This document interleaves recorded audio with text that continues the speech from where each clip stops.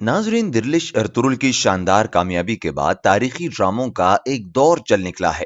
اس سلسلے میں سب سے نیا اضافہ میندرمان جلال الدین ہے۔ یہ ڈرامہ تاریخ کے شوقینوں کے لیے بہت بڑی خوشخبری ہے، اور آج کی اس ویڈیو میں ہم آپ کو نہ صرف ڈرامے، اس کے کرداروں کے بارے میں، بلکہ ہم اسلام کے اس عظیم فرزند کے بارے میں بات کریں گے جس نے تنے تنہا دریائے آمو سے لے کر دریائے سندھ تک منگولوں کی وحشی افواج کا سامنا کیا اور بیشتر مقامات پر ان کو شکست بھی دی۔ ناظرین، جلال الدین خوارزم سلطنت خوارزم کے ہونہار شہزادے تھے۔ آپ کے والد محمد علاؤدین خوارزم شاہ اپنے دور کے سب سے مشہور فرمانروا تھے۔ علاؤدین نے اپنے دور حکومت میں ارد گرد کے تمام بادشاہوں کو شکست دی اور ماؤ نہر تک کے تمام زرخیز اہم تجارتی علاقوں اور شاہراہوں پر قبضہ کر لیا، یہاں تک کہ خلیفہ بغداد کو اپنی عملداری میں آنے اور جمعے کے خطبے میں خلیفہ کے نام کے ساتھ اپنا نام پڑھنے کی ہدایت کی، جس پر خلافت بغداد اور سلطنت خوارزم میں ٹھن گئی اور بات جنگ تک جا پہنچی۔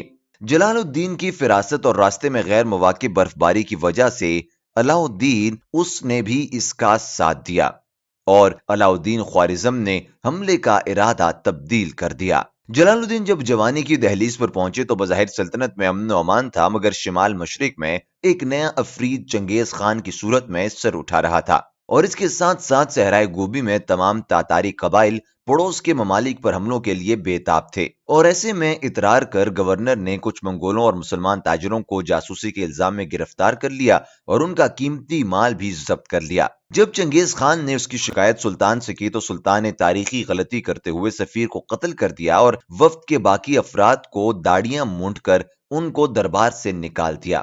ناظرین، آپ کے خیال سے کیا علاؤدین کا یہ اقدام درست تھا؟ ہمیں اپنی قیمتی آراء کمنٹس باکس میں ضرور دیجیے گا۔ ناظرین، اس اقدام سے چنگیز خان غصے سے پاگل ہو گیا اور ٹیگری یعنی کہ منگولوں کا خدا کی خاص عبادت کر کے جنگ کی تیاریوں میں مصروف ہو گیا۔ خلیفہ بغداد ناصر کی تاریخی غداری سے شہ پا کر سلطنت خوارزم کے سرحدی علاقوں پر چڑھ دوڑا۔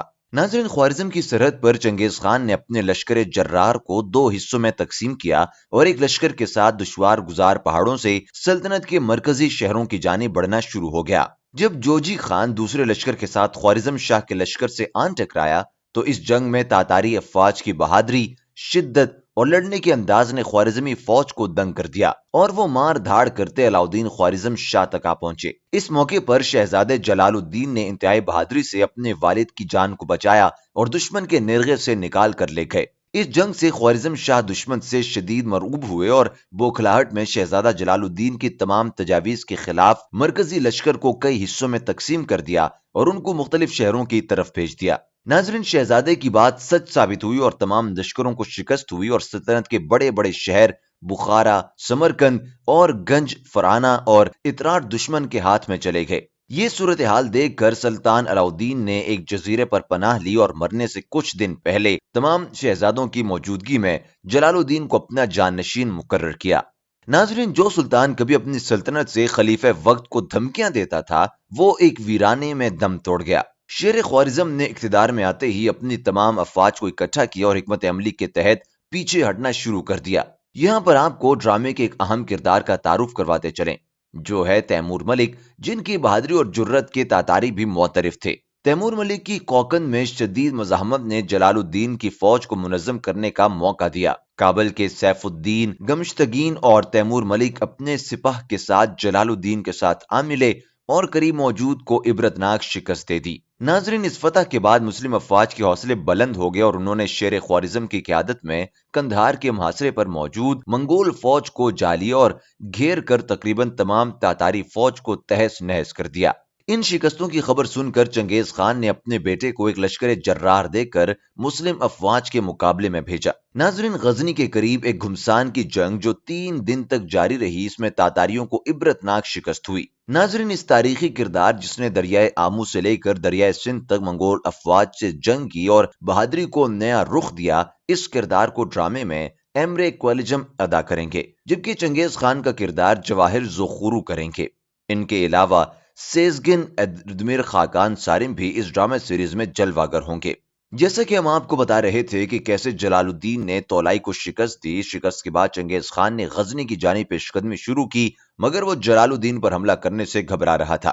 کیونکہ اس کو پتا تھا کہ اس شکست کے بعد صحرائے گوبی تک اس کو چھیننے کی جگہ نہیں ملے گی۔ اتنے میں وہ واقع ہوا کہ جس نے جلال الدین کے سپاہ کو توڑ کر رکھ دیا۔ ہوا یوں کہ مال غنیمت کے گھوڑے پر امین الملک اور افغان سردار سیف الدین کے مابین تلخ کلامی ہو گئی اور ترک اور افغان افواج ایک دوسرے کے سامنے آ گئے۔ جلال الدین کی صلح کی کوششوں سے سیف الدین اور افغان افواج ناراض ہو کر مرکزی لشکر کو چھوڑ کر چلے گئے۔ منگول افواج اس خبر کو سنتے ہی ترک لشکر پر چڑھ دوڑی اور دریائے سندھ کے کنارے ایک خون ریز لڑائی ہوئی، جس میں ترکی لشکر، عورتوں، پناہ گزینوں کو تاتاری فوج نے تہ تیغ کر ڈالا۔ لشکر کے سب سے آخر میں تیمور ملک اور جلال الدین نے دریائے سندھ میں چھلانگ لگائی۔ جب تاتاری تیر اندازوں اور کچھ سالاروں نے دربار کے پار جانے کی اجازت مانگی تو چنگیز خان نے یہ تاریخی الفاظ بول کر ان کو منع کیا: آفرین ہے اس والد پر جس کا یہ بیٹا ہے، آفرین ہے اس ماں پر جس نے اس کو دودھ پلایا ہے، بے شک جلال نے دشمنی کا حق ادا کر دیا ہے۔ ناظرین، اس کے بعد جلال الدین نے دہلی دربار میں پناہ لینے کی کوشش کی جو سلطان التمش نے ٹھکرا دی۔ دہلی سے انکار کے بعد جلال الدین ایران سے ہوتا ہوا اہلت جا پہنچا۔ اس شہر پر سلجوق سلطان علاء الدین قیقباد اور جلال الدین میں جنگ ہوئی، جس میں قیقباد فاتح رہے۔ ڈرامے میں علاء الدین قیقباد کا کردار خان الچین کر رہے ہیں۔ خوارزم شاہ کی جنگ کے بعد کی زندگی کے بارے میں تاریخ خاموش ہے۔ کچھ کے مطابق آپ ایک کرد کے ہاتھوں میں مارے گئے تھے اور کچھ کے نزدیک آپ روپوش ہو گئے۔ اس کے بارے میں جاننے کے لیے ہمیں اگلے سال کا انتظار کرنا ہوگا، کیونکہ اس کا پریمیئر فروری اور 13 اقساط پر مشتمل پہلا سیزن اپریل یا مئی میں ریلیز ہوگا۔ ناظرین، یہ تھی ہماری آج کی ویڈیو۔ ہم امید کرتے ہیں کہ آپ کو ہماری آج کی یہ ویڈیو اچھی لگی ہوگی اور ہماری ریسرچ پر مبنی اس ویڈیو کو آپ نے خوب پسند کیا ہوگا۔ اپنی محبت کا اظہار کیجیے، ہماری ریسرچ کی حوصلہ افزائی کیجیے اور کمنٹ سیکشن میں ہمیں بتائیے کہ آپ کو ہماری آج کی یہ ویڈیو کیسی لگی ہے۔ ویڈیو پسند آنے کی صورت میں لائک ضرور کیجیے اور اپنے دوستوں کے ساتھ یہ ویڈیو شیئر کیا کریں تاکہ ان کے نالج میں بھی ساتھ ساتھ اضافہ ہوتا جائے۔